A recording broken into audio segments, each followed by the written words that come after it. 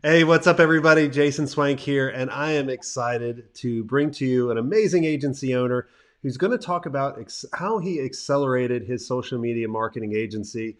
He's in the mastermind. He's always a bundle of joy and always makes me laugh when I chat with him.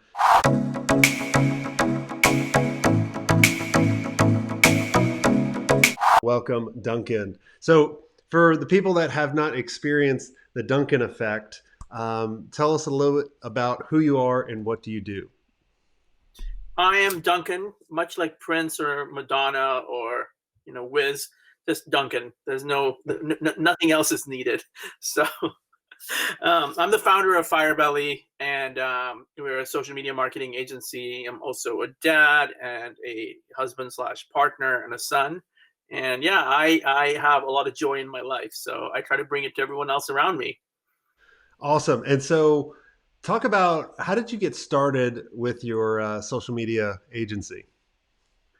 So we started doing social media marketing in the late 2000s, really like 2007, because we were a branding agency and there wasn't any real differentiation. And I already had noticed at that point that SEO was moving very quickly. Websites were becoming more and more technical, and I really wanted Firebelly to own a space. And so we decided, hey, this social media thing is new. Let's jump into it. And so that's how we got into it initially. And then over the years, my business has really gone from being a lifestyle with some employees to being a real business in the last, really 2 to 3 years has been with profit incentives and a social impact and thinking about ourselves seriously as a business as opposed to, hey, get some people in here to do some work.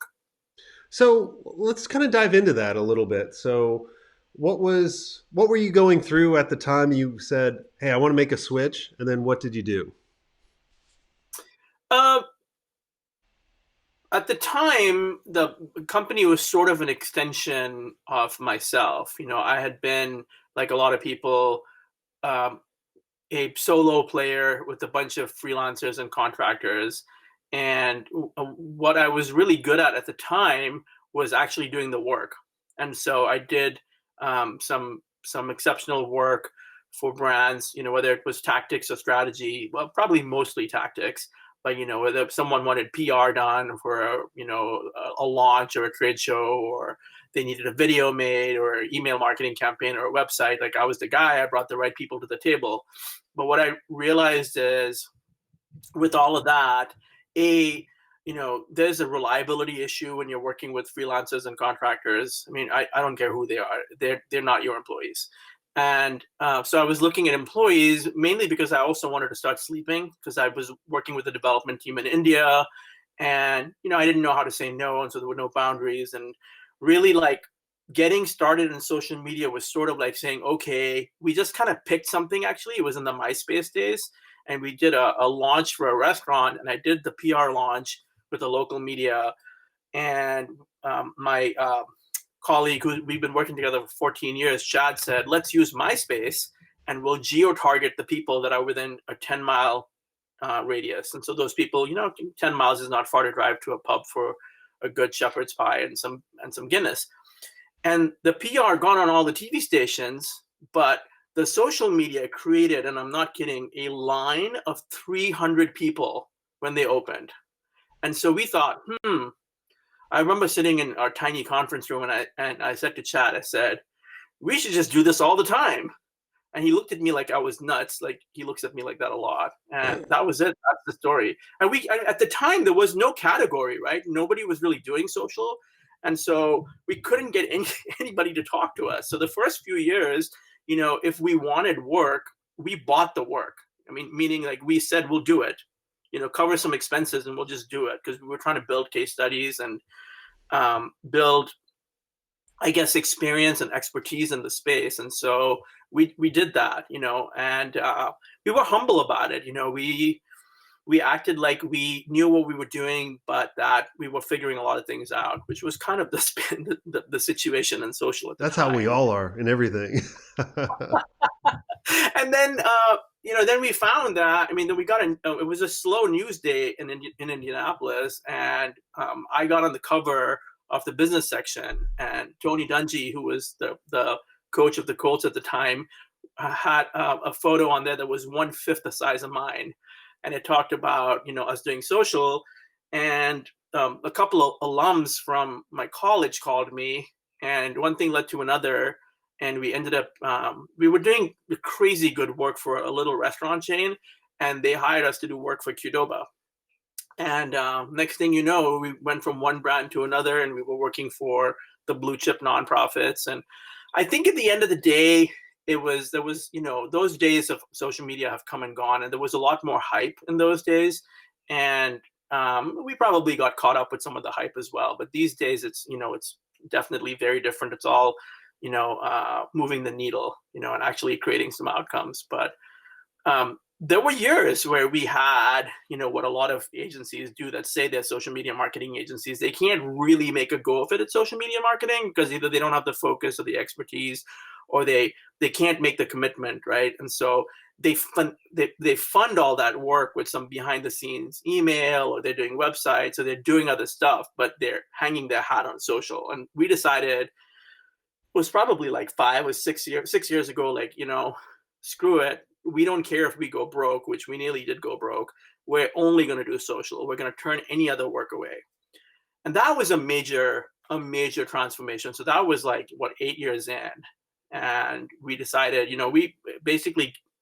I should have put a referral agency in place, or, talk to Chris Ryer about an incubator agency, or something like that. And, we just gave up most of the work, and we started off. And I think the experience and the expertise was definitely tested, because now you got to do it all the time.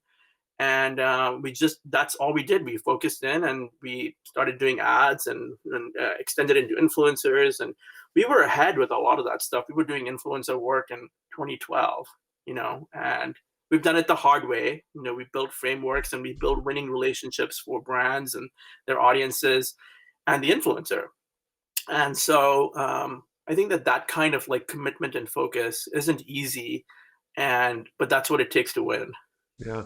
What are some things that you attribute to the growth that, looking back, you're like, that was a pivotal point, for really kind of catapulting us to where we're actually, where we are now and where we're going?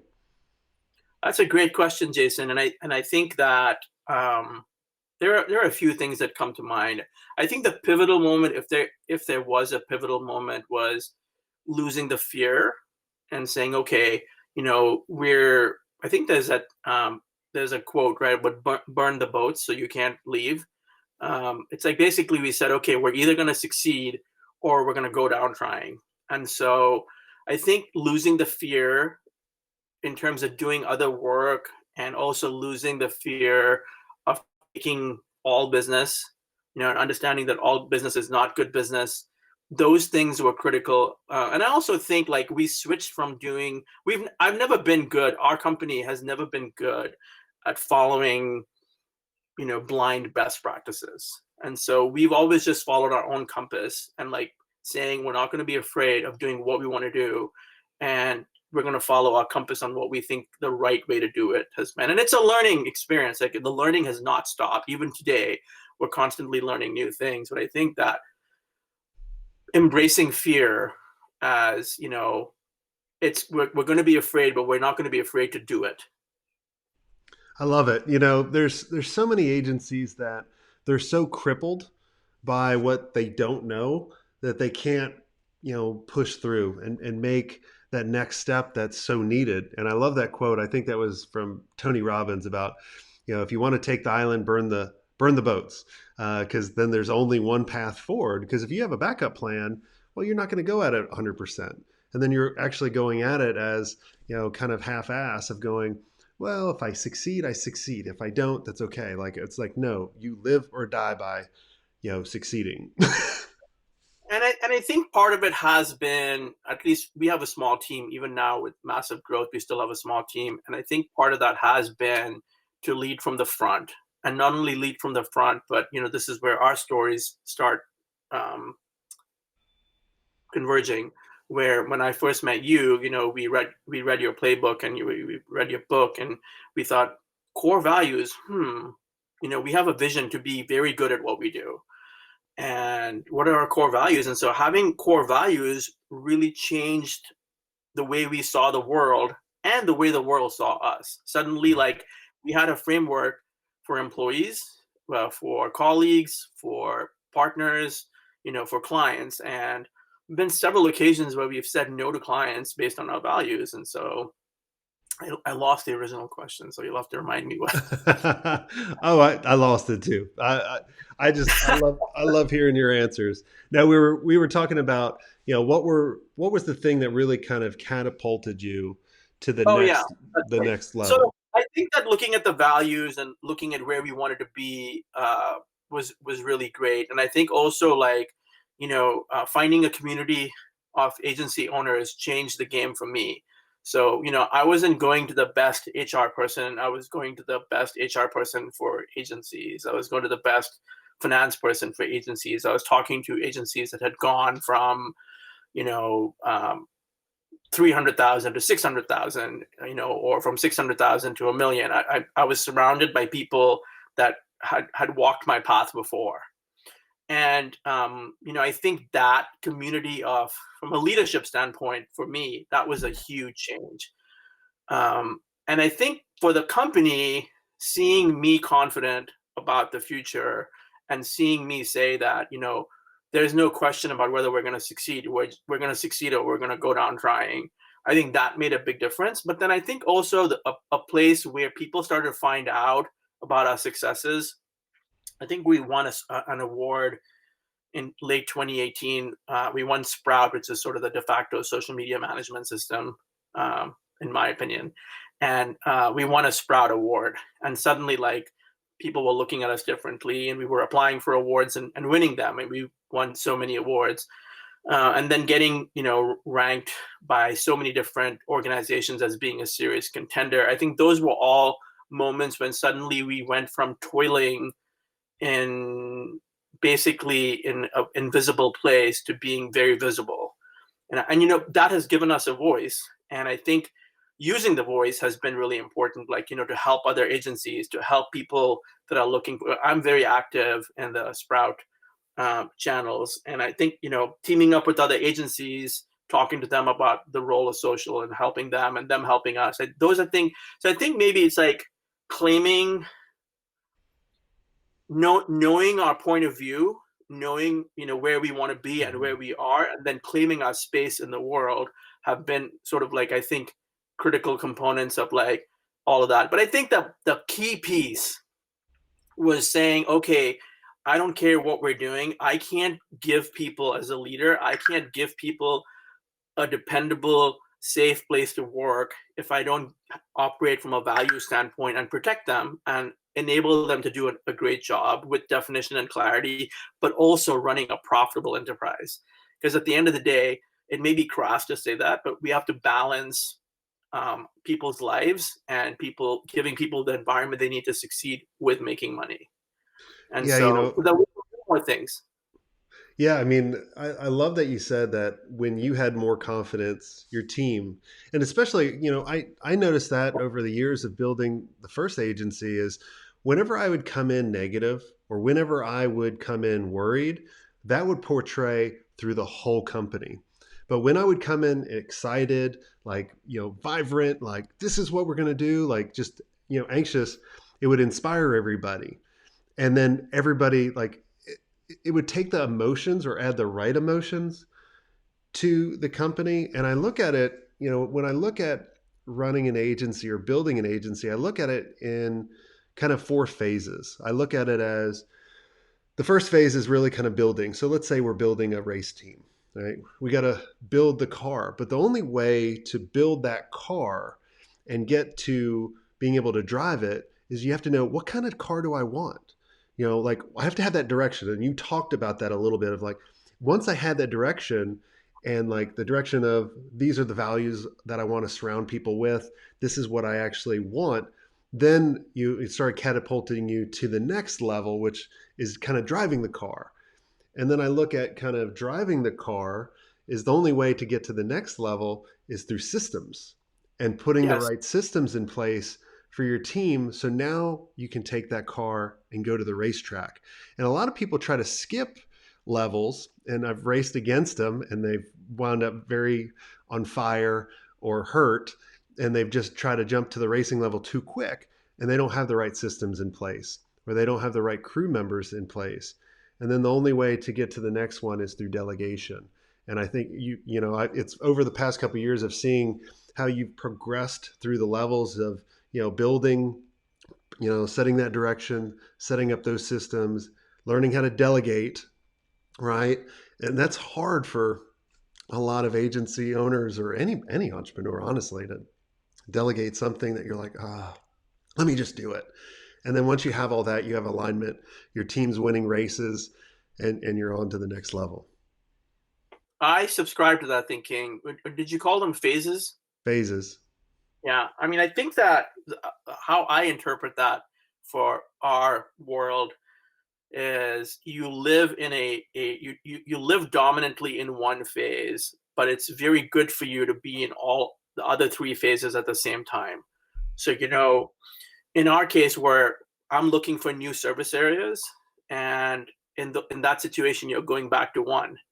And then when you have a new service area, you're going into two. And then the agency as a whole, we're going through a ton of systems work, and I'm beginning the delegation work, so there's lots of things I don't know, which is a win. And, for example, like going from, 12 one-on-one meetings to 3 one-on-one meetings, things like that. And also, like, I think people want to be challenged. They want clarity and they want metrics, but they also want clarity. I'm sorry, they want a challenge is what I meant. They want clarity and metrics, but they also want a challenge and say, hey, can you do this? I believe you can, but can you? And I think that has been, I mean, it's interesting. I know it's a tough economy, and, everyone's getting a lot of applications, but we've had, jobs that are requiring 5 and 6 and 8 years of work experience, and literally we're getting 500 applicants. And just going through the freaking applicants is a heavy lift, but to be able to, and candidly, like, losing a lot of the rules, like, we have to have an office. Well, do we? We have to have employees in one place. With the pandemic, we just threw that rule book out, or that playbook out, and now we have employees in Miami and Tampa and New York and Michigan and LA, with more to come. And I think that people see that, and they see, like, hey, I can be a part of this. Not that people are everything, but they are a major component, right? I mean, people need processes and protocols and infrastructure. So, but I think that that's what has attracted people. And going back to the phases, I definitely think we're in phase 3. I hope we're going to get through phase 3 soon. Oh yeah, you definitely will. And then, the only thing that I feel that keeps, the successful companies in the winning stage is alignment. Everything has to be aligned. But like you were saying, you're constantly always resetting on different things. Like, I tried it this weekend. So this weekend I played a game, one of the strategy games, Clash of Clans or whatever, some strategy game. And I was telling my son, like, I used to play this game, Age of Empires. The Clash of Clans, there's just too many damn options. Like, I was like, I'm frustrated. I'm not playing anymore. Let's go play football or basketball. But the Age of Empires, it was pretty basic. And it was just like, get more wood, gold, and food. And as you get more, you progress from the Stone Age to the next stage, the next phase, the next phase, right? And I was like, that's just simple. And that's kind of how I look at as you progress up. That's why I always tell everybody, look, when you get the agency playbook, you got it, like, keep going through it every year, because you're going to have to self-assess where you're at. And there's going to be different areas that you might be like, oh, I'm good there now. But next year, you'll have to kind of go back and go pull that lever in order to really kind of, scale. Agreed. I mean, it's interesting. I'm about to start reading it again, and I'm looking forward to that. It's also interesting to see, one of the things that I think a lot of people think is that bullshit, get rich quick gospel that's out there. And it's like you can read that gospel and it will take you wherever you know are qualified to go. It is, it is not a silver bullet. It is not any system that those get rich quick people, those epistles are not sincere and authentic. And I think that there's a lot of people that think, yeah, anybody can start a social media agency. Sure, anybody can do anything. I mean, we live in America, and it's the land of second opportunities, and you can have a second opportunity for the 60th time, and you can post a picture with your beachfront property with a boat, and then you can like ask everyone in the community for help, and you can't spell words properly, and you have no model. And so I think that thinking is out there, but I think that the thinking that wins is when you have a community around you of people that are going to tell you when you're wrong and tell you when you're right.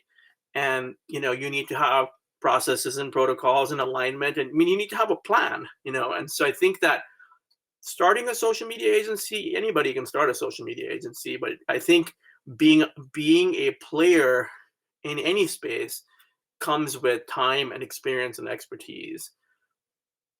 So I Yeah. think that, and in fact, even we are now saying, even if someone's a great lead for us, I got a meeting that's set up with with a defense contractor, and that's not good business for us. We are now wanting to work with food and beverage brands and beauty brands. Do we have a drawer of miscellaneous clients we're passionate about? Certainly, but for the most part, so that's another step forward. Which being a part of my journey, that's a very difficult step to make. Saying, okay, I'm only going to do this, but it also comes with, it does liberate you because suddenly I'm on a call. I still handle all the business development. I'll be on a call and I'm like, learning this space is going to be so challenging. We're not going to make any money for 1 year, whereas if we work with a CPG food brand or a wine brand, it's like, we're going to kill it in month 2. And so that I think is another piece about like accelerating your agency. It's like, if you're our common friend, Jonathan Jacobs, he is the undisputed king of thoughtful social for authors and for books, and for kind of like literary things. That's a very specific niche. Now he does some other things, but that's what he's known for. So I think that is almost like the next step, right? You can't dominate unless you know what it is you're going to dominate on. Yeah, I almost break it up into kind of 3 things, or actually 3 major things, and then each major thing has 3 things, right? Like, so if you think of, if you want to get to a point where you can exit the business from a day-to-day operations or exit from selling it, right? That's usually what I see a lot of agencies that they chat with me about or they join the mastermind for. And if you look at it as kind of 3 things, how am I attracting people to my agency? And then out of those 3 things, it's kind of like, are we, do we have a specialization? Are we building authority?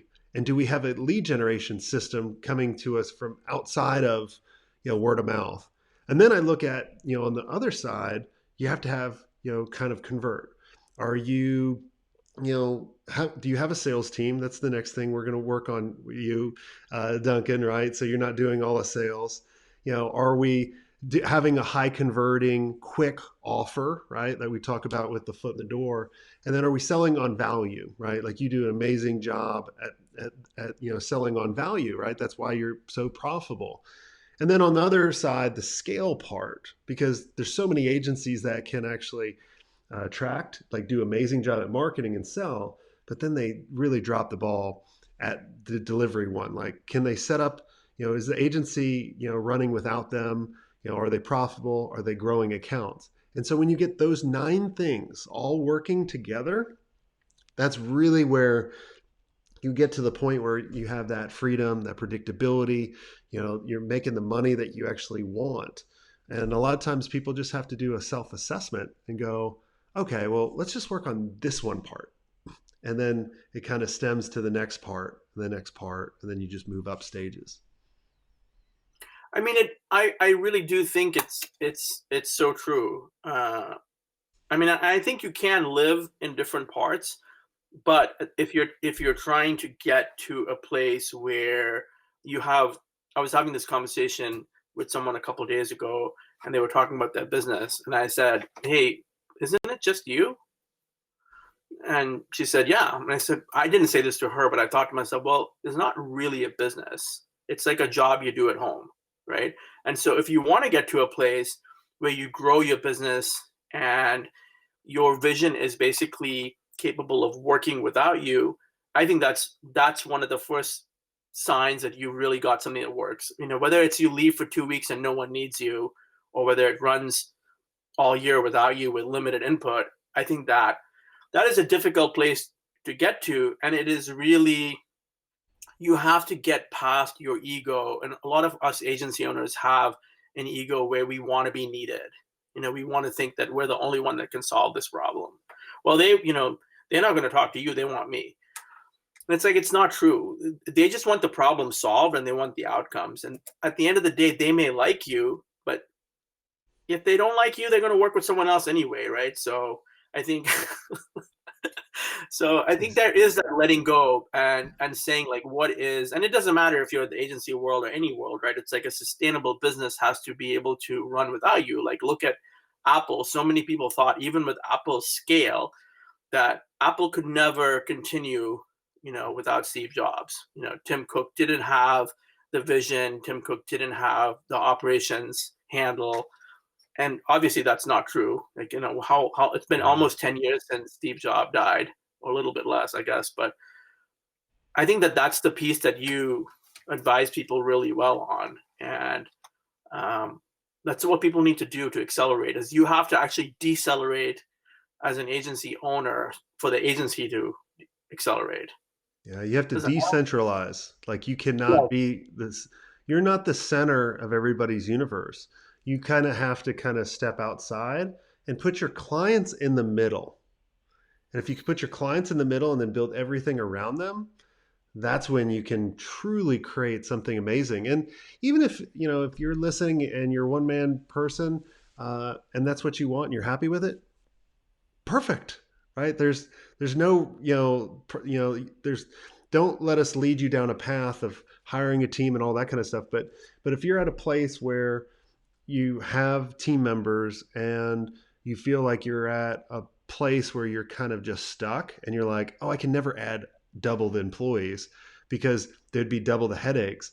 That's the incorrect interpretation of what's going to go. Because if you hire the right people, it can actually give you that freedom that you've always wanted. And I love what you pointed out, Duncan, about the ego, right? Like I'm actually going through this right now. I'm about to hire a salesperson. And a lot of times when I get on a call, people are kind of sometimes surprised that I'm on the call. I'm like, well, I don't want to be like those other people. But like you just literally made me think going, man, well, I got a big ego.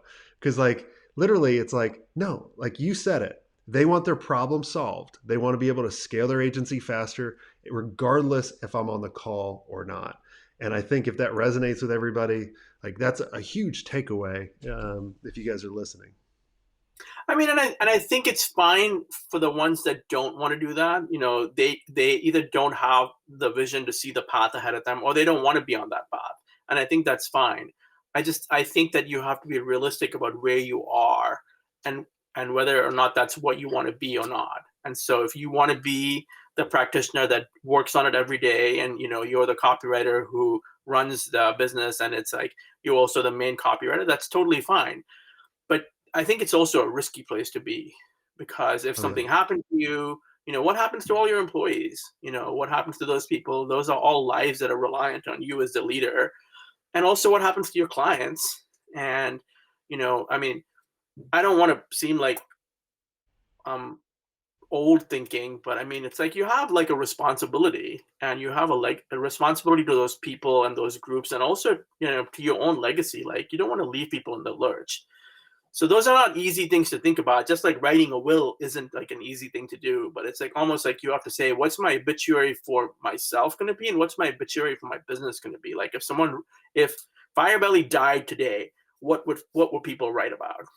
Thinking about that, though, I will say, does raise some uncomfortable questions. It's like, did you do what you set out to do? And if not, what are you going to do about it, right? Yeah, I mean, it goes back to like what, also too, like what regrets would you have, for not taking action quick enough? Well, great insight, man, Duncan. That, is there anything I didn't ask you that you think would benefit the audience listening in to really help them scale faster? I mean, I think that I recently launched my our Firebelly Yes, podcast. And finally. the I should Firebelly, find the applause. I should find the applause button on this yeah, software. and I think it's interesting because we had what I thought was a very clever name, and I told you the name, and you said to me, "I don't know what that means," and it was so nice. I mean, and I was like, "What do you mean?" He said, I think it's a shit name. I mean, you need to communicate who you are." And so we said, well, we're Firebelly and we're social media, so maybe we'll just call it the Firebelly Social Show. And it's focused on mission driven brands in the food and bev space. But I think that I'd love if anyone has an idea on a great my son is here to say hello I too. know. Hello. I saw him peeking in. This is the famous Jason Swank, who I always talk No, about. no, no. If I say Jason, he'll actually say Jason Swank. So where are you? I think that as we're trying to make our way in this world of like being a leader, one thing that you have to do as a leader, whether you're a one person show or whether you're a 80-person show, I think that people want to hear from you when it comes to stories. The leader, honey, it's a podcast. Um, Gotta love the pandemic. People want stories, and I think the reason you got to keep going on the stories is when you stop telling the stories, it's like you don't exist anymore. And so, regardless of your scale, you got to be somewhere present in those stories. So I think that's a piece that I've been talking about a lot. Like where do we stand? Whether you're Francisco Serrano, running, a 9-figure agency, or you're, someone else running, a 6-figure agency. It doesn't matter. It's like as a leader, you have to really tell the stories. Yeah, I love it. Well, what's the website people can go and check that agency out, and then also tell us where we can check out the podcast as well. So the Firebelly Social Show is everywhere. It's on YouTube. It's on Spotify and Stickler and Google Play and everything like that, Apple Music.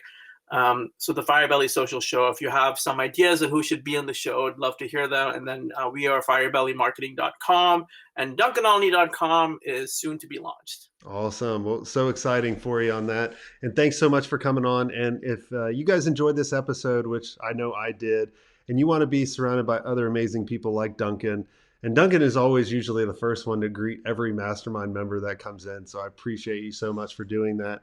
And you want to be in a mastermind where people really have a lot of fun. They care about your success. They want to share the wins, share the lessons that we have, because it's not always sunshine and rainbows. We'd love to have you to, fill out an application, because we want to make sure it's right for you and you're right for the group. So go to digitalagencyelite.com. And until next time, have a swank day.